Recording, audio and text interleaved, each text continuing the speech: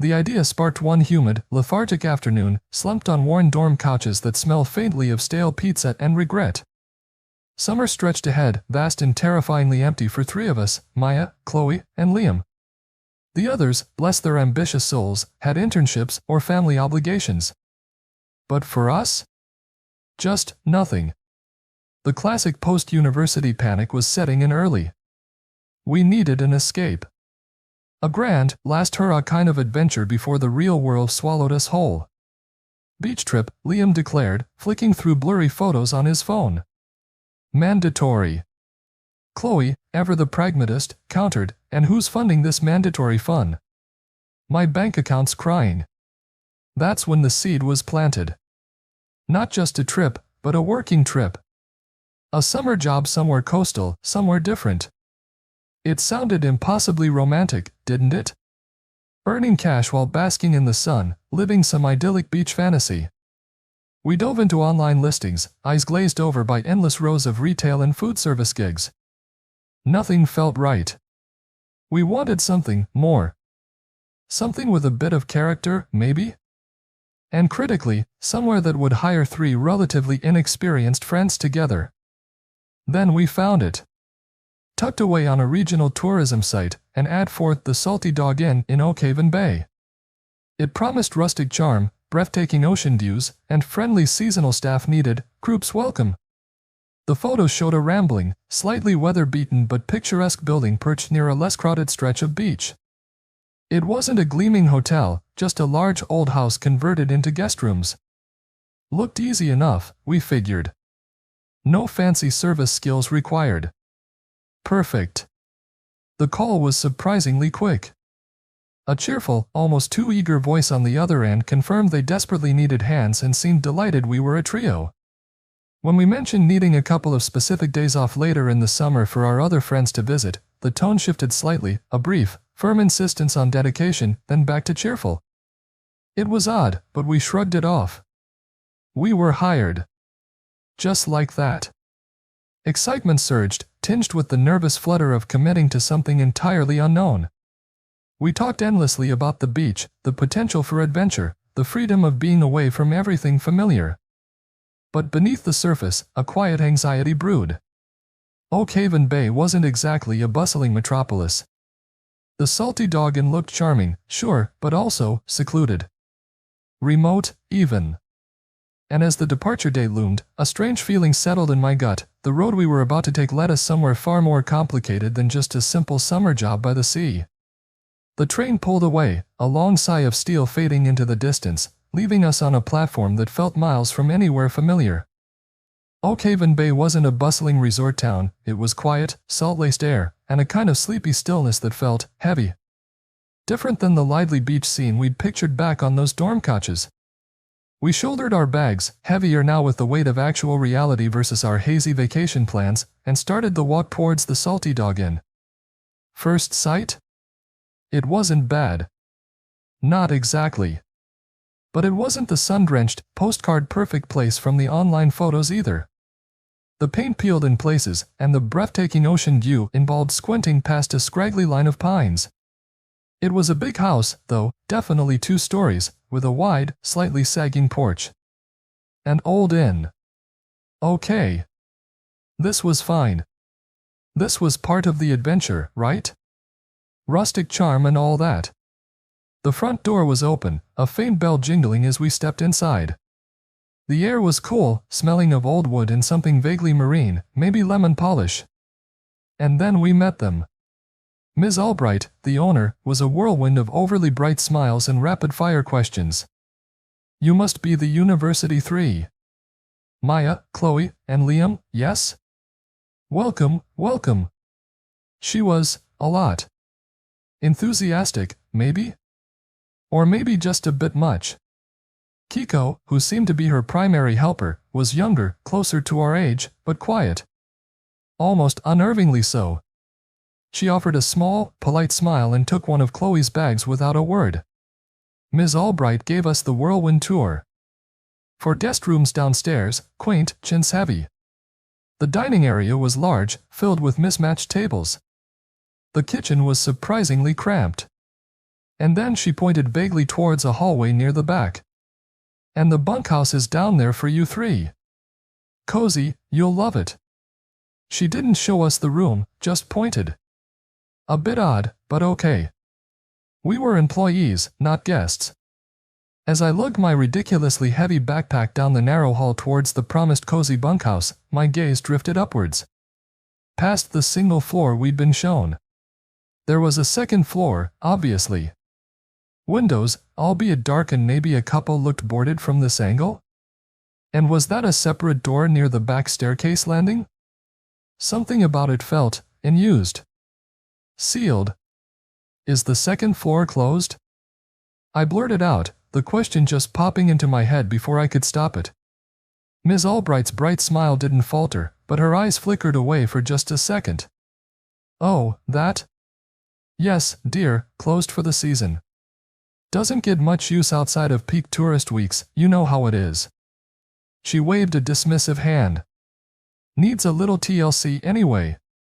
Nothing for you girls to worry about. Girls. Right. And it wasn't peak season yet, but it was getting close. Her explanation felt thin. Like a cheap curtain trying to hide something bulky behind it. But she steered us firmly towards the bunkhouse, and the moment passed. The bunkhouse was functional. 3 narrow beds, a single dresser, a window overlooking the back garden. Not exactly the beach paradise we'd envisioned, but it was a place to sleep. We unpacked mostly in silence, the earlier enthusiasm deflated slightly by the journey and the reality of our cramped quarters. Chloe tried to rally, talking about getting burgers later, but Liam just nodded, already looking tired. I felt a strange, persistent hum of that small unease I'd felt leaving home. The inn felt older, deeper, than its cheerful photos suggested. The first few days were a blur of learning. Making beds, cleaning bathrooms, setting tables. It wasn't easy, not really. We made mistakes, bumped into each other in the narrow kitchen. But Ms. Albright, while demanding, was mostly patient. Kiko, quiet as ever, was surprisingly efficient and would wordlessly correct our errors or show us tricks. Their general kindness helped smooth over the initial awkwardness and the lingering question about the second floor. We got into a rhythm, the daily grind pushing the little mysteries to the back of our minds. We started finding our feet. The beach was nearby, glorious after a long shift. We laughed, complained about sore muscles, and started to feel like maybe, just maybe, this summer wouldn't be a total bust. The strangeness of the second floor receded, becoming just a weird detail about the old inn, nothing to actually worry about. Routine, you see. It's a powerful thing. It dulls the edges, makes the unusual feel normal. Until it didn't. One evening, stretched out in the bunkhouse, Liam said something that snapped the mystery back into sharp, unsettling focus. Until it didn't, Liam finished, his voice lower than usual, serious. Chloe rolled her eyes, flopping back onto her narrow bed. Okay, Mr. Cryptic. What didn't it do? Liam sat up, leaning forward. The second floor. Ms. Albright said it shut up for the season, right? Needs repairs? That's what she told us? Yeah. I prompted, feeling a prickle of the earlier unease return. The closed for the season thing had always felt a bit off.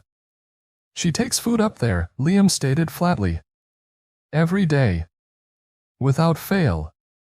Tray and all. Chloe scoffed. She takes food to her room? So what? Maybe she just doesn't want to eat with the staff all the time. Private person? No, not her room, Liam insisted, looking directly at me. She goes outside. Around the back, past that weird little door by the side stairs. The ones that look like they just lead to nothing. He was right. We'd noticed that odd, small door and the external staircase that seemed to go nowhere useful during our initial wanderings. I saw her. Yesterday, today. Tray with food going up. A silence fell over the bunkhouse, suddenly heavy with the implication. If the second floor was empty, closed, in disrepair, who was eating? Maybe a relative? I ventured, though it sounded weak even to my own ears. Sick? Needs looking after? Liam shook his head. Possible. But why be so weird about it? Why say it's just closed? Why that secret entrance? And the way she just disappears up there for 5 minutes, then comes back down with an empty tray? It's too precise. Okay, creepy, Chloe said, pulling a blanket closer despite the warm night. But maybe it's none of our business? Old house secrets and all that. That was the sensible take. But Liam's observation had unlocked something in me. That initial unease? It wasn't just about the shabby decor or the remote location. It was about the inn itself. The second floor was a question mark looming over the whole place. A secret. And secrets, I'd always believed, were meant to be uncovered. Maybe it was just curiosity, hot and sharp in my gut. Or maybe it was a darker pull. A morbid fascination with the possibility of something genuinely wrong. But who? I pressed, ignoring Chloe's worried look. Who eats up there? And why is it locked up like a vault? It doesn't make sense. We debated possibilities late into the night. A reclusive guest? A strange pet? Each logical explanation felt increasingly flimsy against the sheer oddness of the ritual Liam had observed. The conversation kept circling back to that sealed-off floor, its dark windows staring out at the sea like blind eyes. It became less about a summer job and more about a puzzle. A mystery hidden in plain sight. We have to look, I said eventually, the words feeling less like a suggestion and more like a foregone conclusion. We have to see what's up there. Chloe's eyes went wide. Are you insane? No way. Ms. Albright would kill us. Liam looked hesitant too, chewing on his lip. It does feel wrong. Like poking something you shouldn't. Exactly. Chloe urged. Leave it alone, Maya. Some doors are locked for a reason. But what reason? I countered, my voice rising slightly. This wasn't just about a locked door anymore. It felt personal. Like the inn was challenging us. If it's innocent, why all the secrecy? If it's not, shouldn't we know? We argued. Soft whispers in the dark bunkhouse, sharp with tension. Chloe was adamant. Liam was torn. And I felt an almost desperate need to understand. The boring summer job had finally offered the adventure I craved, albeit a terrifying one.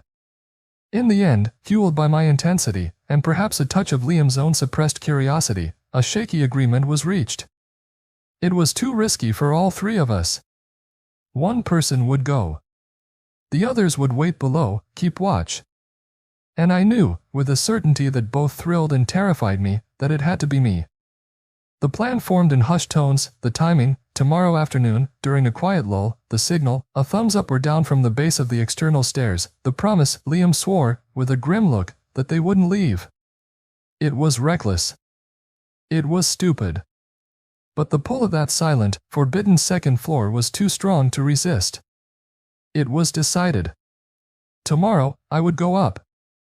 The air hung thick and heavy as I slipped out the back door of the Salty Dog Inn, a humidity that had nothing to do with the coastal weather. It was anticipation. Dread, maybe?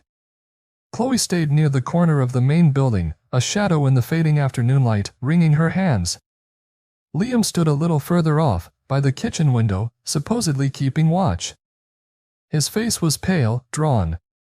He gave me a hesitant thumbs up, the agreed-upon signal, but it looked more like a trembling question mark. I nodded back, forcing a confidence I didn't feel. Then, I turned towards the side of the inn, where the external staircase clung precariously to the aged wood. And the door. That small, nondescript door at the bottom. It looked less like an entrance and more like something added later, an afterthought, almost fused into the wall itself. It was old, warped by weather and time, and it didn't look like it wanted to be opened. My heart hammered against my ribs, a frantic drummer urging me to turn back. Every sensible cell in my body screamed no. But the curiosity. God, the curiosity was a physical ache. A magnet pulling me forward. What was up there? Who was Ms. Albright feeding? The mystery had burrowed under my skin, and I couldn't leave it, couldn't ignore it. Not now. Taking a deep, shaky breath, a mistake, I realized instantly. I reached for the doorknob. It was cold, slick with coastal damp. My hand trembled. This was stupid. Utterly, completely stupid. But Liam had promised they wouldn't abandon me. That was something, right? A lifeline, however thin. I turned the knob. It groaned. Not a gentle creak of old hinges, but a deep, tearing sound, like something reluctant being forced apart. The door swung inward just a few inches, revealing blackness. Absolute, suffocating black. And the smell. Oh, God, the smell. It hit me like a physical blow. A wave of putrescence so overwhelming, so vile, my stomach instantly revolted. Rotten food, yes, but worse. So much worse. Like sewage that had festered for decades, mingled with something sickly sweet and metallic. It was the smell of decay, of filth, of things that should not exist. I gagged, stumbling back, clamping a hand over my mouth and nose. Chloe made a small, panicked sound from her post, but I couldn't look away from the darkness and the horror that smell promised. Taking shallow, desperate breaths of the relatively clean outside air, I forced myself to push the door open wider. It scraped against the frame with that same awful groan. Dust motes danced in the thin shafts of light that managed to penetrate the gloom. The staircase was barely visible, a narrow slit carved into the building's side. It seemed impossibly steep, enclosed by walls on either side that felt too close, promising claustrophobia. Maybe a meter wide? Barely enough room for one person. Definitely not built for comfortable use. Stepping inside felt like crossing a threshold into another world. The air was heavier here, colder than the outside, thick with that nauseating stench. Each step on the old wood stairs produced a loud, jarring creak that echoed in the confined space. Every sound felt amplified, every rustle of my jacket like a thunderclap.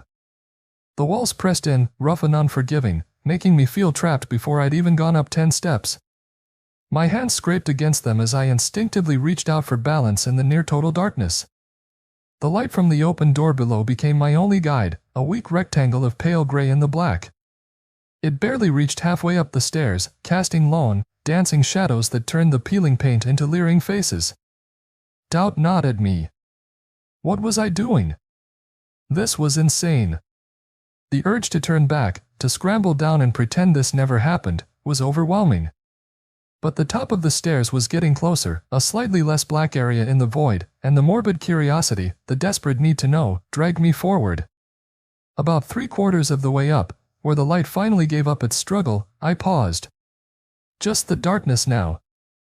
And the smell, constant, suffocating. A new sound joined the creaking stairs, a faint, skittering noise? Rats? I shuddered but kept going.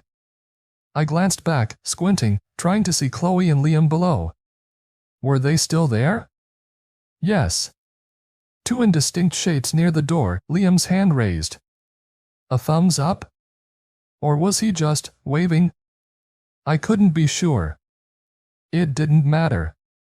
I was too far in now. I reached the top. The stairs opened into a small landing, maybe a meter long before another wall.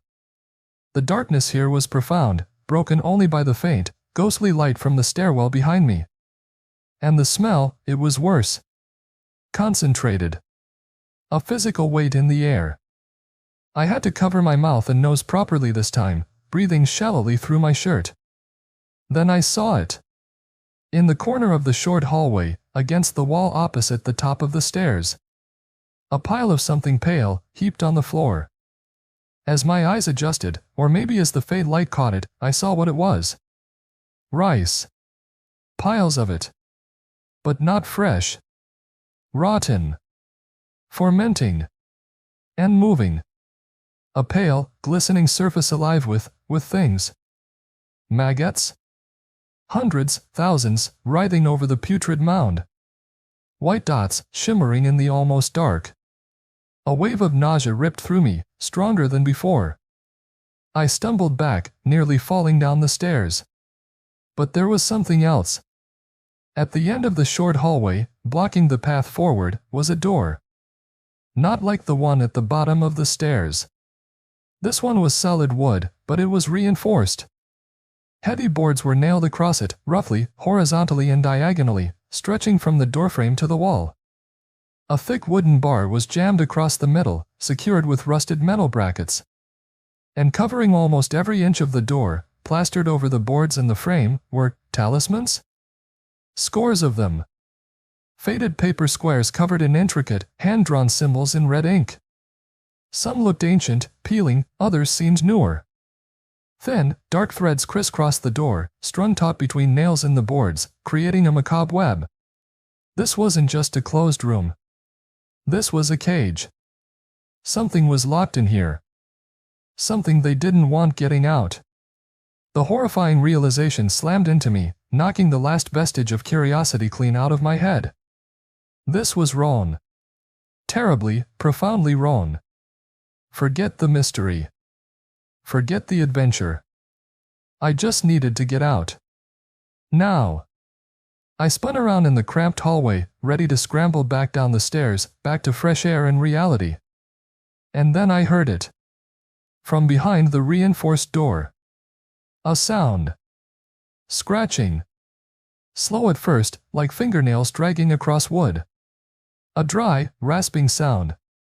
And then, louder, closer. Irregular breathing. A wet, ragged gasp, then a pause, then another. Labored. Not human.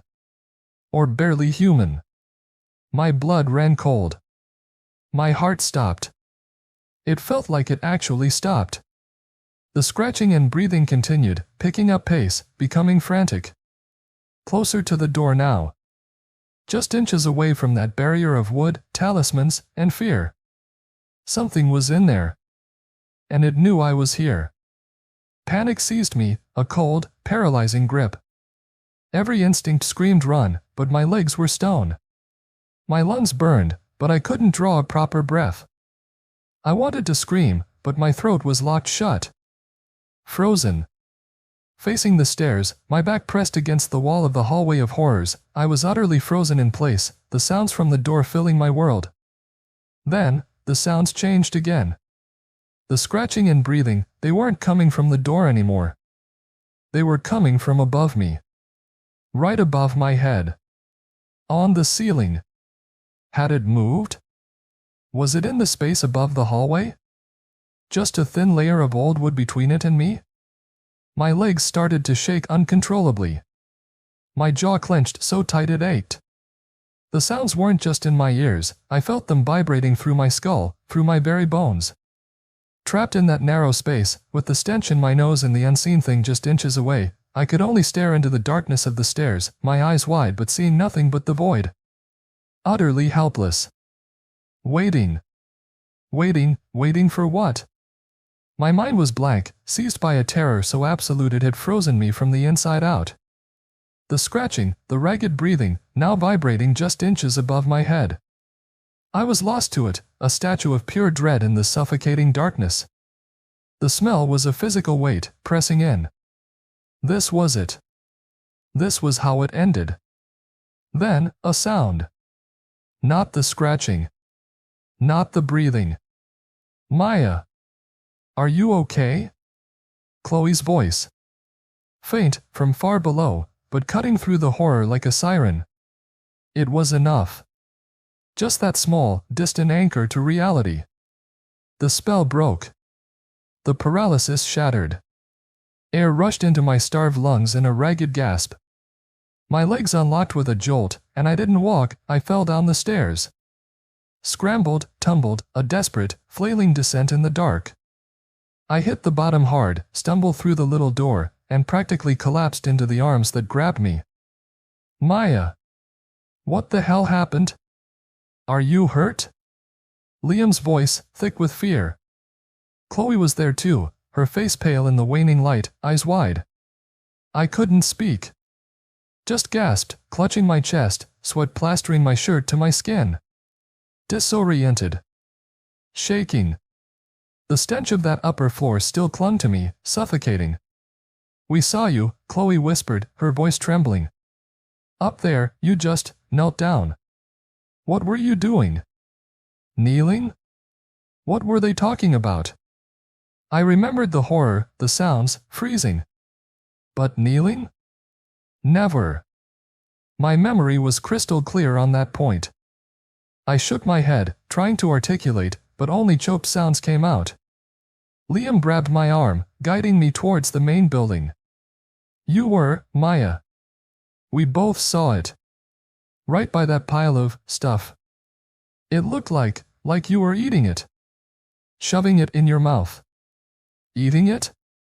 The rotten rice? The maggots? The sheer, stomach-churning impossibility of it choked me. What kind of sick joke was this? My memory was firm. I hadn't moved. I certainly hadn't eaten anything. "Maya, look." Chloe's voice was hushed, horrified. She wasn't looking at my face. She was looking at my chest. My eyes flickered down. And the world tilted. My white t-shirt. It wasn't white anymore. Streaked with dark, wet stains. And stuck to it, clinging to the fabric, glistening wetly, were grains of rice. Rotten, grayish-brown rice. And moving within the clumps, fat and pale, were the maggots. Just like upstairs. My hands, they were smeared with the same vile muck. It was impossible. I hadn't touched it. I hadn't knelt. I hadn't eaten. My mind screamed in denial, but the physical evidence was undeniable. It was on me. How? How could it be on me if I hadn't? The rotten smell, now emanating from my own clothes, hit me again, combined with the horrifying sight. It was too much.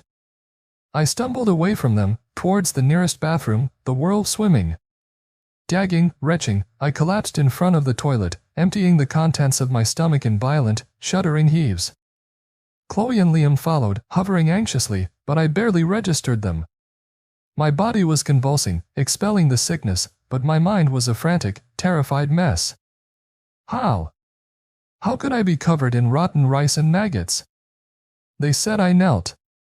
They said I ate it. But I remember being frozen, paralyzed by fear, just staring into the dark, the sounds above me. Which was real? My memory, or the sickening, undeniable filth smeared all over me? The psychological horror of the disconnect was worse, somehow, than the encounter upstairs. Had I done something I couldn't remember? Had something made me do it? Was this physical proof that the horror wasn't just up there, but somehow was attached to me now? As the waves of nausea subsided, leaving me weak and trembling on the cold tile floor, a new sensation registered. A dull ache. On my knees. I looked down, my vision still blurry. Something was wrong. Something else was wrong. And the worst, I suspected with a fresh wave of dread, was still to be revealed.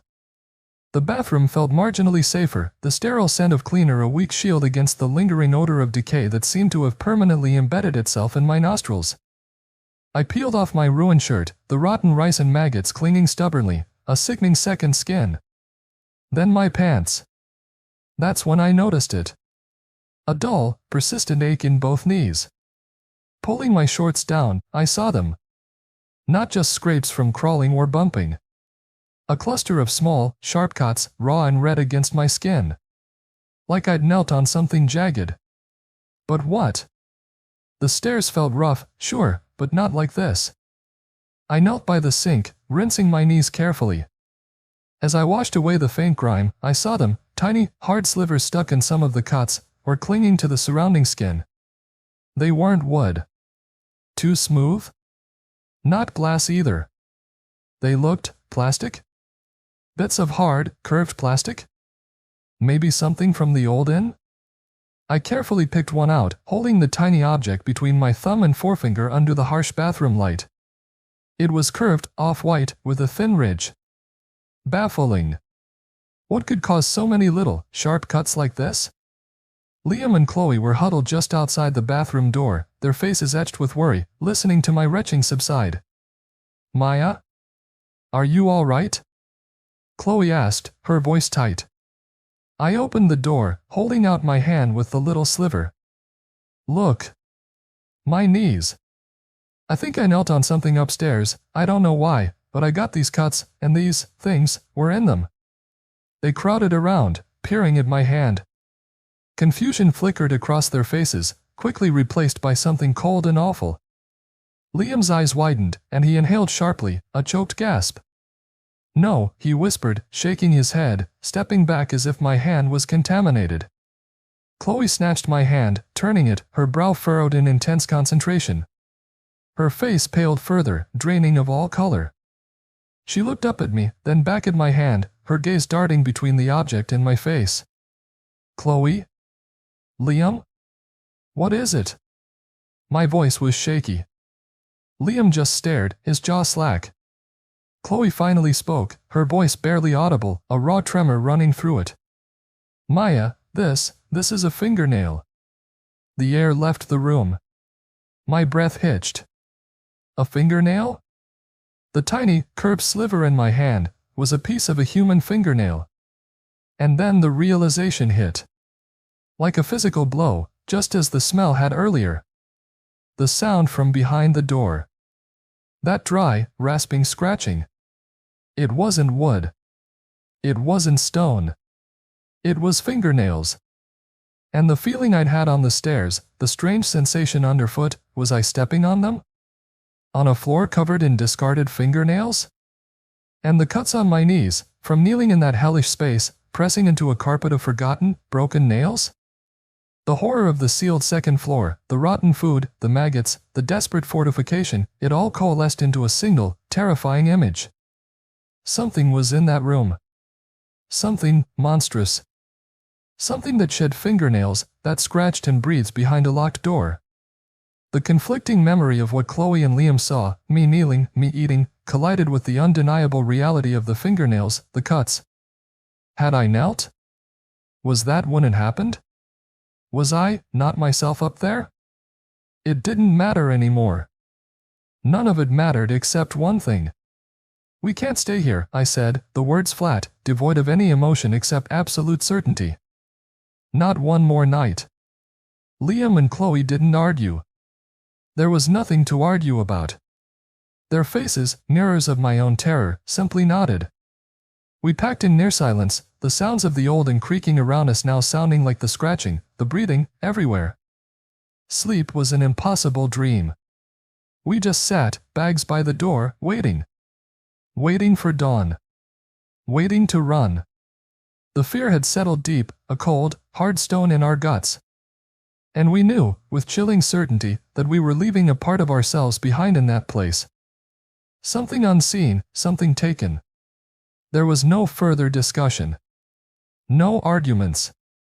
Just the cold, stark horror of the fingernail in Chloe's hand, the raw cuts on my knees, and the undeniable, sickening truth about what we'd heard and smelled upstairs. That settled it. Completely. Our little summer job adventure was over. Done. We had to get out. We spent the rest of the night in the bunkhouse, bags packed, sitting upright on our beds. Sleep was impossible. Every creak of the old inn sounded like scratching. Every gust of wind whining around the eaves sounded like ragged breathing. The stench of decay seemed to have permeated the very walls, or maybe it was just burned into our minds. We spoke in hushed tones, replaying the events, trying to piece together the impossible puzzle of my memory versus the physical evidence, the terror in our eyes mirroring the terror in the others. Liam kept looking towards the ceiling. Chloe kept glancing at my knees. I couldn't stop seeing those swirling white dots in the dark. Dawn felt less like a new beginning and more like a stay of execution. We slipped out as quietly as possible, murmuring some vague excuse about a family emergency to a sleepy, slightly confused Kiko. We didn't wait for Ms. Albright. Didn't ask for our pay. Just walked. Away from the Salty Dog Inn, away from Oakhaven Bay, towards the train station and anything else. Our summer plans, that hopeful escape, shattered into 1,000 sharp pieces. We hadn't found adventure, we'd found a nightmare. A horror that felt ancient and hungry, hidden just above our heads. Leaving the inn was easy. Getting the inn out of our heads? That was impossible. The images, the smells, the sounds, they were scars now, etched onto our minds. The mystery of the second floor, the thing locked inside, whom Ms. Albright was really feeding, what truly happened to me up there when Chloe and Liam saw me kneel and no. Some questions, we learned, might never have answers. Some doors are locked for reasons we can't, or shouldn't, comprehend. We escaped the place. But the fear? That came with us. A chilling reminder that some secrets refuse to stay buried, and their reach extends far beyond the walls that hold them. Our summer of freedom had ended in a terrifying flight, leaving us haunted by the scratching that might still be echoing in the dark hallway above. The horror of the salty dog inn wasn't over. Not for us.